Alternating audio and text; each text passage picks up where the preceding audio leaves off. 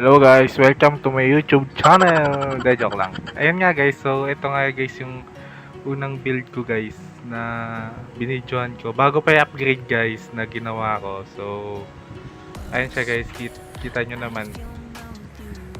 Wala pang linis-linis yan. Ayan yung una kong rig bago ko pa in-upgrade yung aking PC. Ayan guys. Pagpasensya nyo na guys, sobrang dumi talaga niyan. So pagkalinis ko guys, so nag-upgrade na din ako ng bagong mga parts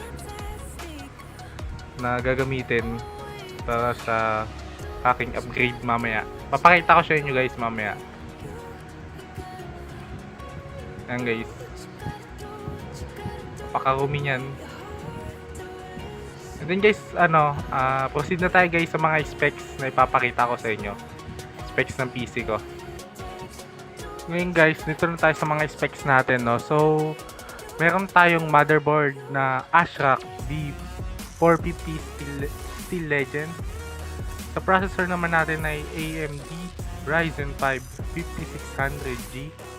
Para naman sa ating GPU, meron naman tayong MSI Radeon RX 6600 Merc 2X 8GB DDR6.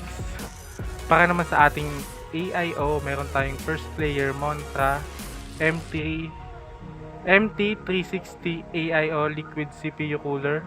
Para sa ating RAM is meron tayong Team Group T-Pers Vulcan TUF Gaming 2-piece 8GB guys. So wala dito guys yung sa video ko yung box yan kasi natapo ko na ata, no. So para naman sa ating RGB ng ating RAM is meron tayong Coolmoon RA2 Aura Sync RGB RAM memory heatsink. Para naman sa ating cable guys, sa power cable extension meron tayong Lian Li Streamer Plus 24 pin.